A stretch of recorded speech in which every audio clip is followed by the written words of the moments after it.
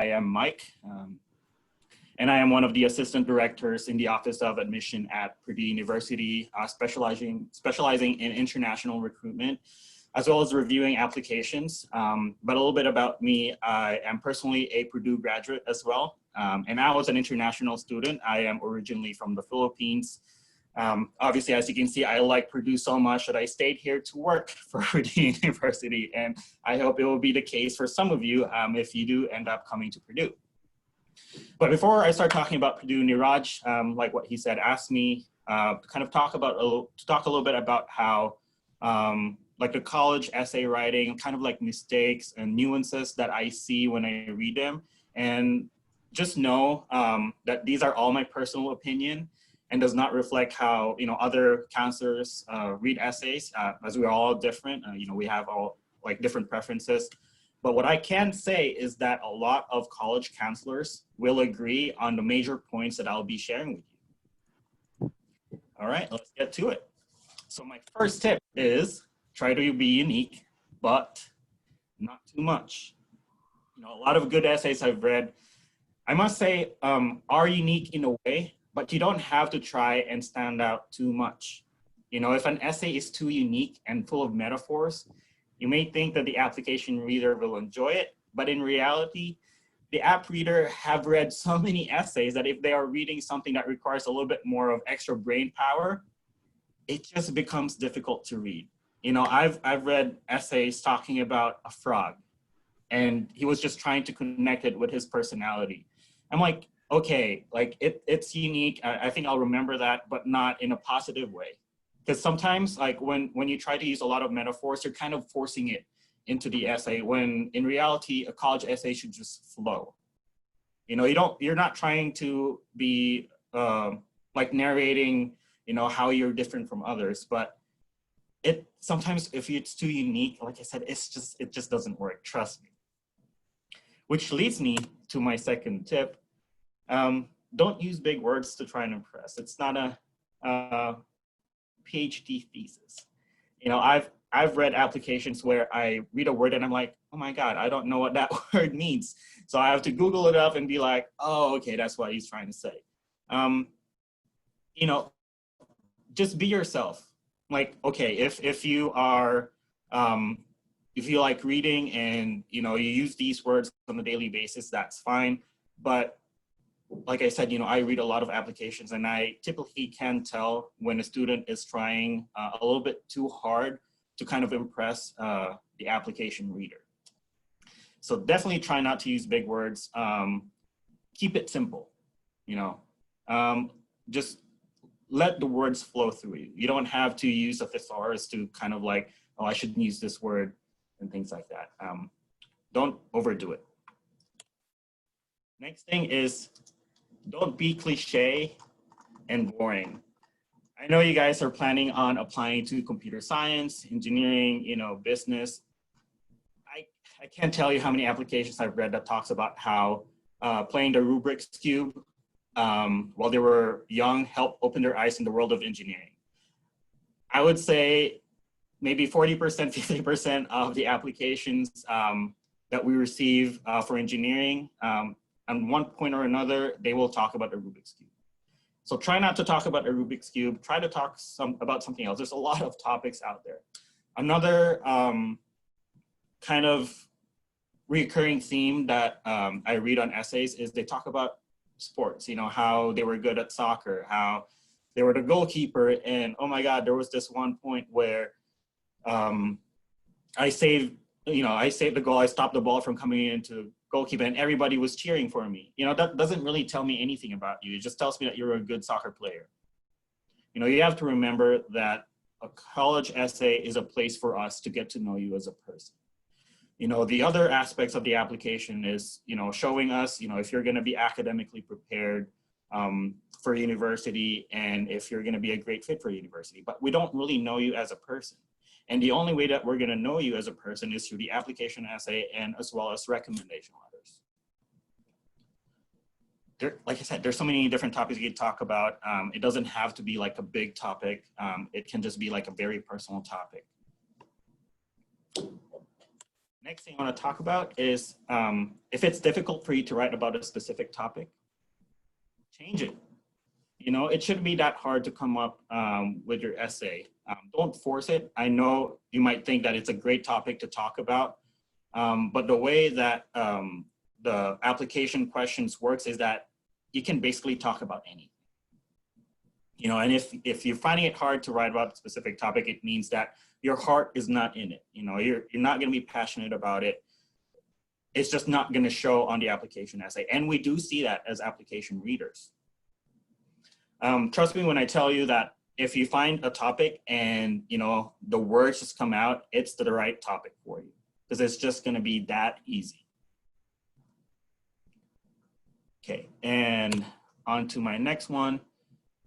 Just going back, you know, talk about your personal growth and save your accomplishments for later. Like I said, you know, there are other parts of the application where you'll be able to kind of put in your achievements. You know, I've read a lot of essays where they list down their accomplishments.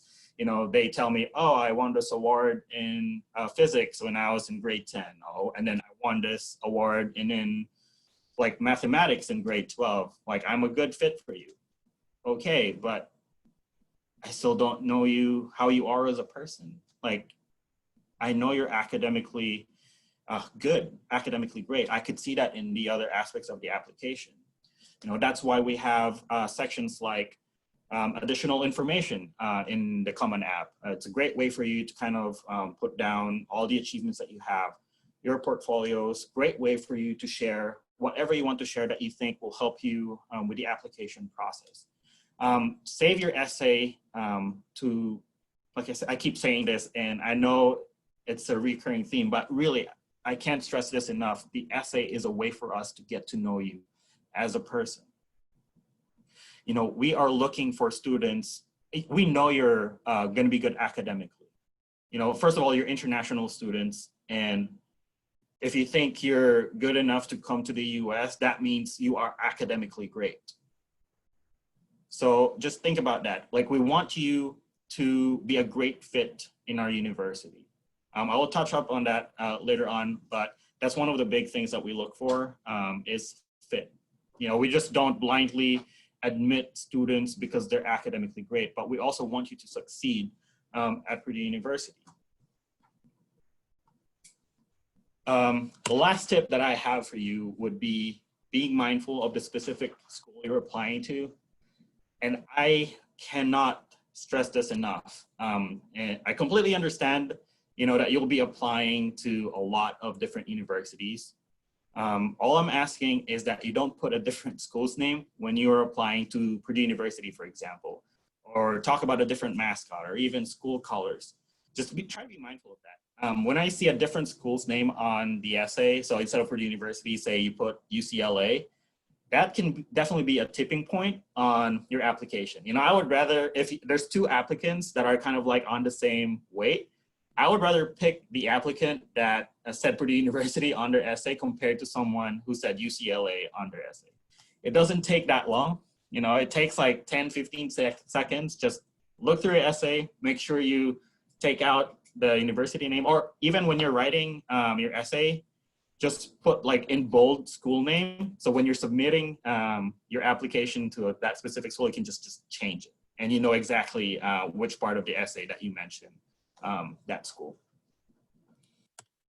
And bonus tip, there's gonna be a section in the application where we will ask you why you're applying to the school. This kind of comes back to trying to figure out whether or not you're gonna be a good fit to our school. And I can tell you based on experience that this can also be a deciding factor between two applicants. We've had a couple of cases where, you know, we have a limited number of spots left, and we are picking, you know, like from 5 different students, and it all comes down to why they want to come to Purdue at the end of the day. And whoever kind of like does the research, you know, really went into detail as to which professor, you know, which type of research that they were interested in, we would admit that student compared to the other ones that would just say, oh, I want to come to Purdue University because you're a ranked school and you're a good school.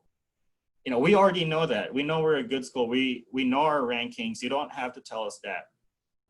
That's why you're applying to our university, right? But what I would encourage is that, you look up the organizations that we have on campus, opportunities that we offer that you may take advantage of. It doesn't take that long. It takes like 10, 20 minutes to Google Purdue University, research. If you're into engineering, Google Purdue Engineering, kind of look through the programs. Just remember that it's always a two-way street when you're applying. Not only are we going to provide you a great education at our university, but we also want you to contribute to our community. And Purdue University really we do pride ourselves for being a really diverse campus. And if you can add on to that diversity, we will accept you wholeheartedly. All right, well, that's pretty much my tips for college essay writing, and I will move on to talking about Purdue University. So Purdue University is located in West Lafayette, Indiana. We are about 60 minutes away from Indianapolis and 2 hours away from Chicago. We are a college campus. So basically, if you put a big fence around Purdue University, everything inside it is Purdue University. If you compare it to a university in a big city, one building might be part of that university, but the building right next to it might not be. So that's one good thing about Purdue University is everything inside it is affiliated with Purdue University. Fun fact, Luminosity actually ranked West Lafayette as the 3rd smartest city in the US, which just makes sense because Purdue University is in it. Another interesting fact is the population of Greater Lafayette is 182,000 people. And the total enrollment at Purdue University is 43,000 students. So when the Purdue students come to campus, the chunk of the people in the West Lafayette and Lafayette area are Purdue University students. So like I said, we have a total of about 45,000 enrollment. We are an undergraduate university, so most of our students are undergraduate. But we do have a lot of graduate school opportunities as well. 10,000 of those students are graduate students. Our average class size is 31, which is great. Easier for students to connect with our TAs as well as professors, and our student faculty ratio is 13:1. I want to touch on the average class size. I think a lot of the students think of big universities as, big lecture halls. Just to give you an example, when I was a freshman at Purdue University, my biggest class was about 250 students. That was a general class, general biology class. And then during my junior year, my smallest class was actually just 7 people. So as you get more into the specific kind of like classes, the classes get smaller and smaller, and you do get that one-to-one interaction with your professor. We are also an international university. We are in the top 10 international enrollment in the United States. 4,651 international undergraduate students with a total of about 9,000 international students. So about 20% of our student population are international. So if you're walking on campus, just think about it. 1 in 5 students are international. That's why we're so proud of our diversity on campus, and we have over 125 countries represented. Our top 5 countries at Purdue, representation at Purdue is China, and then India, South Korea, Japan, and then Malaysia. I think that will be changing this year. I think we are getting a little bit more people from Indonesia. So part of my job is talking about rankings at Purdue University. But before I do that, as an international student myself, I just want to make sure that you will be successful. Rankings can only take you so far away. If you're in a university that's higher ranking, but you don't enjoy the student life, you don't enjoy your time there, 4 years can seem very short, but if you don't enjoy being at university, 4 years can feel like 20 years. If you compare that to going to a university that's a little less ranking, but you enjoy everything there, you take advantage of all the opportunities that they have to offer, I think 90% of the time you will be a lot more successful in that university compared to the university that has the ranking. So just to keep that in mind, rankings is not everything about university, but with that being said, it is part of my job to talk about our rankings. And Niraj did say that you guys are interested in engineering. So about 24 of our alumni are astronauts, including the first person to walk on the moon and the last person that walked on the moon. So that's Neil Armstrong and Eugene Cernan. So that's pretty cool. We actually started the first ever Department of Computer Science in the United States as well. We have 2 supercomputers on campus that you, as students, as undergraduate students, can use for research. There might be a little bit of a line using it, but trust me, I'm going to tell you that you can use it as an undergrad. We're primarily known for STEM majors, science, technology, engineering, and mathematics. But we do have over 200 majors that we offer at Purdue University. So if you feel like engineering might not be the place for you, just look through those majors that we offer. And we also even have the exploratory studies option. So if you're unsure of what you want to take, maybe you're not sure if you want to do computer science or engineering or business, psychology, you name it, we have an exploratory studies program. It's a great program for students that are undecided. So basically, if you're in that program, you'll be taking different classes from different disciplines. And then after 2 years, you'll be able to transfer into that major once you decide what major you want to major in. And you can transfer over to that major as early as after your first semester. So you don't have to stay a full 2 years in that program. You can leave after the first semester and you still graduate in 4 years, which is the great thing about it. Some other things, we do have a lot of study abroad options. I understand you are going to be international students, technically studying abroad, but I would still encourage that you check that out if you are admitted.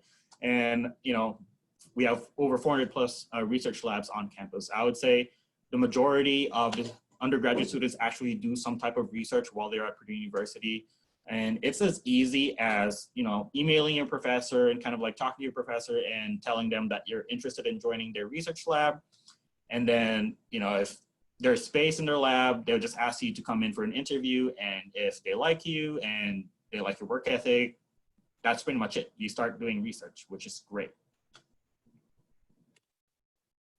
So we do have university residences on campus. We have about 15 residence halls, and we're actually building 2 new ones that will be opening in the fall. So when you guys apply and are admitted, by the time they come here, there will be 17 residence halls already. We do not require our students to live on campus, but we do highly encourage it based on our statistics.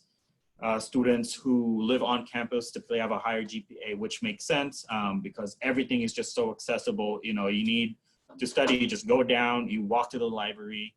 It's just easy as that compared to living off campus. We also do have 72 learning communities, honors college. I highly encourage that you look into that. That shouldn't stop you from applying to it. Honors college might seem like it's additional academic work, but in reality, it really isn't. It's just a program for us to put in our multidisciplinary program. So some programs include like engineering and business kind of like melded together. So if you're in the honors college, you'll be able to take classes that are like that, and they are honors classes. And then another thing I want to talk about is our dining. We do have 5 dining courts on campus. These are award-winning dining courts. We have a lot of options, vegetarian, vegan, halal. One thing to mention is that these are all buffet style. So you can technically come in, at 9 in the morning and stay there until 3 p.m. inside just eating and studying and eating and studying. No one's going to stop you from doing that. But just be mindful that the freshman 15 is a thing, and I did have that. If you don't know what freshman 15 is, it's when you're a freshman at Purdue University, you will gain at least 15 pounds. So if you're going to be coming to Purdue, either you lose 15 pounds before you're coming here, or you're going to have to lose it after your freshman year. Like I said, we have 2 new dorms coming up in the fall. Very exciting. So at the beginning, I did mention that we are a college town, and you might think, what is there to do in Purdue University? Well, we have over 1,000 student organizations on campus. We have 5 cultural centers. We have 18 Division I athletic teams and more than 30 club sports. We even have intramural teams, and a lot of them. I think our basketball intramural teams, we get about 300 teams sign up every year. And then the second sport that we have is beach volleyball, and that gets about 250 teams. So there are a lot of things that you can do at Purdue University. You know, if you're interested in playing games, we have an organization for that. We even have an organization for Pokemon Go. I remember I was still an undergraduate when Pokemon Go came out, and that's the first thing I did. I joined the Pokemon Go club, and the first night that it got released, there were so many people on campus. I think there was like 200 people in that organization during that first week. So it is very amazing. There's a lot of things to do. And if you can't find an organization that you're interested in, you just need 4 other friends and you can start one. It's just as easy as that. And with the 44,000 students on campus, I don't think it's going to be that hard for you guys to find more people to join that organization. So now I'm going to talk about the nitty gritty. All the fun stuff is over. I'm going to talk about the admission requirements. So what you would need is a completed common application. You need to apply through the common application. There is a $60 non-refundable application fee. We would need 3 consecutive years of secondary school. So typically it is grade 9, 10, and 11. And if you can, we don't require it, but if you can submit your halfway through 12th grade, that will be great as well. But like I said, we don't require it. We just need your grade 9, 10, and 11. SAT or ACT scores are not required for our international students, but we do highly encourage it. Typically for international students, some schools that you're applying to will require an SAT or ACT. So if you have it, it's just gonna work more for you guys. It's just gonna be a more competitive applicant. So highly encourage that you submit an SAT or ACT score.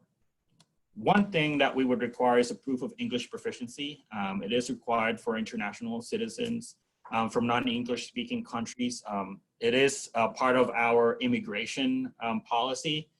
And you can achieve this through, you know, if you have SAT, ACT, TOEFL, and IELTS, the scores can be found on our website. So if you're interested in seeing what type of scores do you need to meet. That is something that we are very flexible at the moment, especially with our current pandemic that's still going on, that is restricting a lot of our students to be taking those tests. We are crossing our fingers that you guys will be able to take those tests in the near future. But like I said, you know, we are going to be lenient, and we're going to be working with you guys when you apply if you can't provide a test score. Last thing is a letter of recommendation. It is strongly encouraged, but it is not required. So going back to the college essay writing tips, I mentioned that another great way for us to get to know you as a person is through the letter of recommendation. So I would highly encourage it.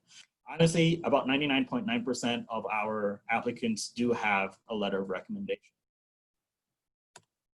So here are the important deadlines that you need to know. I know you guys, a lot of you guys are planning on applying to our more competitive majors like computer science, engineering, you know, business. So highly encourage that you apply by November 1st. This is our early action application deadline. You have to complete your application by November 1st, not just submit it. Keyword here is completed. There are a lot of students that think, oh, I can just submit my application before November 1st and I'll be part of that early action. But in reality, you need to have your application completed by November 1st. November 1st is also the honors college deadline, as well as application deadline for veterinary nursing. So as you can see down there, priority application deadline for computer science, nursing, and professional flight technology. If you complete your application by November 1st, you will get a decision by January 15th. So this is just a way for you to know whether or not you're admitted to Purdue University. It is in no way binding. So it doesn't, just because you got a decision on January 15th doesn't mean that you have to commit to Purdue University. You will still have until May 1st to accept your offer to Purdue University. If you miss your the November 1st deadline, our regular decision application deadline is January 15th. And if you complete your application by January 15th, you will get an admissions decision by March 15th. So keep in mind of those deadlines. November 1st, I think, is the most important one. If you're applying to Purdue, you know, there's nothing to lose if you apply by November 1st. Everything's all to be gained when you do. So that's pretty much it. Our contact information is on the right. So our Office of Admissions is intl-admissions@purdue.edu if you have any questions. And my personal email is also there. Feel free to reach out to me, email me if you have any questions. Like I said, I am a Purdue alumni. I was an international student. So if you have any questions about student life and things like that, I will be more than happy to answer those questions. Hey, thank you so much, Mike. That was a fantastic presentation, and I'm sure everybody really benefited. We have a couple of minutes, and if you don't mind, I'm just going to shoot a couple of questions your way. Yeah, sure, absolutely. Yeah. So, you know, thank you so much for such a frank presentation. I love the frankness, openness, and the freshness you brought to it because of being an international undergraduate student yourself. So the first question I have is, you know, would you accept the Duolingo? You know, if students are not able to go and do the TOEFL or IELTS. Mm-hmm. To be honest, it is something that we are still figuring out. As of this moment, we are not accepting Duolingo, but with the ever-changing climate that we have now, it could be a possibility, but as of right now, we are not accepting Duolingo. Okay, so we'll be on the lookout. The second question is, do you use initial view in your admission process? You know, initial view interviews. Does that find any value for you? No. Nope, we don't do interviews. So basically try to put as much as you can in the applications. Like I said in the beginning, you know, we get a lot of applications, and if we have to interview all of those applicants, it's going to take us years to complete that. So that is one of the reasons why we don't. But if ever we are traveling to, you know, for example, India, do come. You know, we like to see your faces. We do remember students. We do remember the students that are eager to learn more about Purdue, and we do kind of like take notes of that, especially if they keep contact with us through email and whatnot. So that's my last question. You know, how much does Purdue care about demonstrated interest? It's a personal kind of point of view. You know, I know some of my colleagues when they are talking, you know, with different applicants and they're talking to them on a regular basis, it's very typical that they would fight for that student to kind of like really help them be successful in the application process. But we don't have a policy where if an applicant is showing interest in Purdue University that we would put more weight onto that application. It is, at the end of the day, a personal preference. Because like I said, you know, this job is, if it was like that, then this job could be done by robots, right? So there's like a kind of like a personal view into it. If a student is very eager, is very interested, and we see it through the communication that we're getting from them, we are more inclined to help that student be more successful. Does that make sense? Yes, absolutely. But not to say that if you're not, you know, contacting us, that's not gonna stop you from being successful as well. You know, but it does play a part on the admissions process. Sure, I get it. That was it. I just had 3 very quick questions. Thank you so much. And Binoy Power, you know. Thanks, man. Yeah. And no problem at all. If there's anything else that I can do for you, please feel free to reach out. Same with the students that are joining us today. Feel free to email me on that email address, and I'll be more than happy to answer your questions. Sure. Thank you. Have a great night over there, and I hope everything's okay in India. Yes, all well. Thank you so much, Mike. You have a great day too. Bye, Niraj. Bye.